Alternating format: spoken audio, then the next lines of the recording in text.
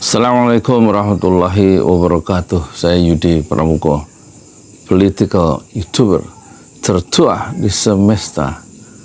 Kita pengen tahu ya pandangan orang-orang Nasrani terhadap Anies Baswedan. Kok sampai Anies itu diminta untuk menjadi gubernur periode kedua lewat PKS, supaya PKS mendorong ya. PKS mendorong atau membela Anies Baswedan. Tapi kita agak kecewa ya, hari ini PKS itu Dewan Pimpinan Pusatnya mengajukan kadernya yaitu Sohibul Iman jadi bakal calon gubernur ya. Kayaknya itu blunder ya, karena ada dalam konteks pilkada elektabilitas Anies itu tinggi sekali dan dia nggak mungkin akan menang melawan Anies Baswedan. Apalagi PKS tidak bisa menyalonkan seorang diri tanpa bergabung dengan partai yang lain. Atau mungkin ini satu cara PKS ya, manuver PKS yang mungkin sebenarnya canggih ya. Dia ingin menaikkan daya tawarnya.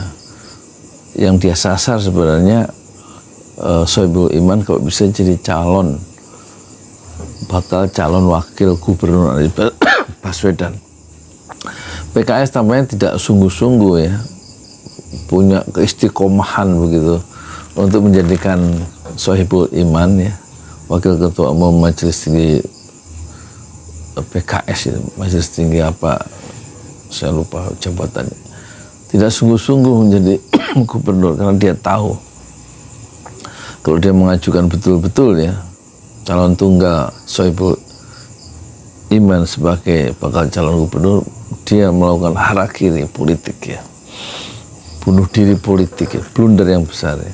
Tapi tampaknya dia ingin menarik perhatian Anies, jangan sampai calon atau bakal calon wakil gubernur diserahkan ke orang lain kecuali PKS gitu, kira-kira gitu. Nah kita lihat kenapa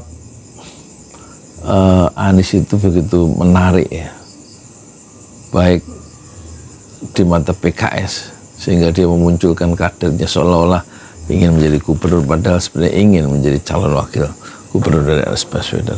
Dan kita lihat Anies itu menarik juga bagi orang Kristen.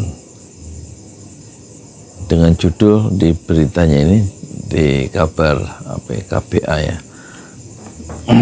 KBA itu apa KBA? Dukung Anies Baswedan kembali jadi gubernur, Pendeta .2 pejabat Heru terlalu terkopoh-kopoh ya. Jadi ada Majelis Pusat Himpunan Warga Gereja Indonesia MPHGI melakukan silaturahmi ke DPP PKS ya. Ia juga mengatakan ya, si pendeta itu mengatakan setelah melakukan silaturahmi ke DPP PKS, nantinya pihaknya yaitu Majelis Pusat Himpunan Warga Gereja Indonesia itu akan melakukan hal yang sama ke Partai Nasdem dan juga PDIP. Pendeta Sefat Supit mengatakan pejabat Gubernur Heru Budi Hartono terkopoh-kopoh dalam memimpin kota metropolitan. Itu dia sampaikan saat dia silaturahmi ke DPP PKS ya, Rabu 19 Juni 2024 sore. Jadi saya kira, kata pendeta itu, apa yang sudah dilakukan oleh pejabat Heru selama ini terlalu terkopoh-kopoh. Kalau saya mau menilai ya tentang hal itu ya.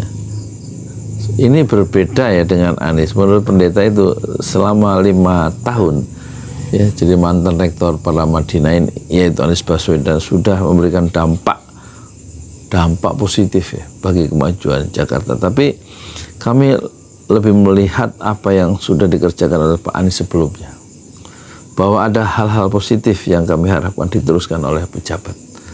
Tetapi realitanya masih tersendat. Dia menyindir tentang pejabat Gubernur Heru ya, yang tidak bisa meneruskan pondasi atau langkah-langkah politik yang sudah dilakukan oleh Anies ya. Oleh karena itu ya, himpunan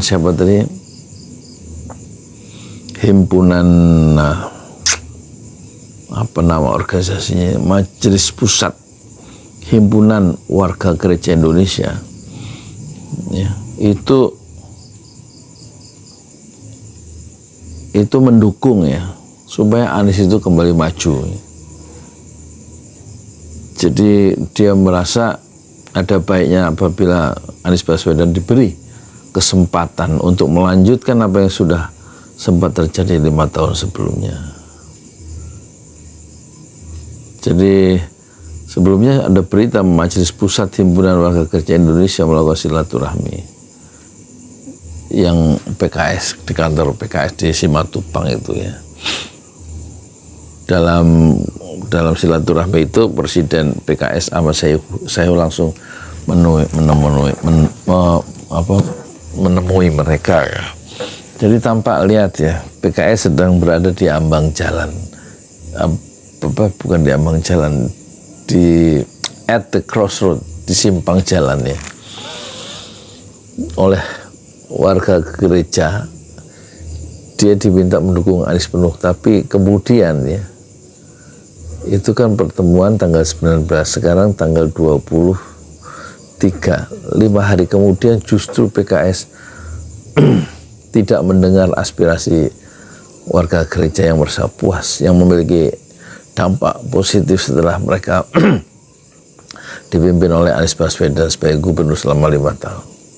Tapi kemudian PKS tidak mendengar suara itu dan dia merambah jalan baru, mengajukan kadernya sendiri yaitu Sohibul Iman, bukan Anies Baswedan. Jadi tampaknya ada langkah taktis yang mau ditempuh oleh PKS ya. Tapi kita khawatir ya, kalau memang betul-betul PKS itu mengajukan Sohibul Iman menjadi bakal calon gubernur DKI dan nanti bertanding head to head dengan Anies Baswedan, tentu masyarakat Jakarta akan menyingkirkan Sohibul Iman dan mereka akan menumpahkan perhatiannya dan hope dan harapannya kepada Anies Baswedan yang secara empirik itu terbukti mampu membuat warga kota itu maju dan warganya bahagia, dan mereka Jakarta diposisikan sebagai rumah bagi semua diperlukan dengan setara. Itulah citra atau kesimpulan yang sudah melekat di benak warga Jakarta 5 tahun saat mereka dipimpin Anies Baswedan, dan langkah blunder dilakukan oleh PKS dengan mengajukan Sohibul Iman. Harusnya sejak awal dia terus terang memposisikan Sohibul Iman sebagai bakal calon dari Anies Baswedan, itu lebih simpatik di mata warga DKI.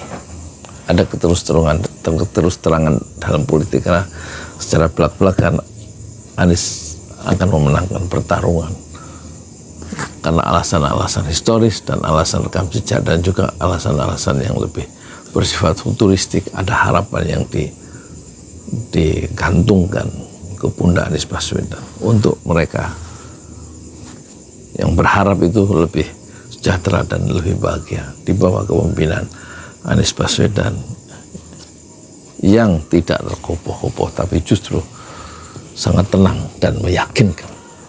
Assalamualaikum warahmatullahi wabarakatuh.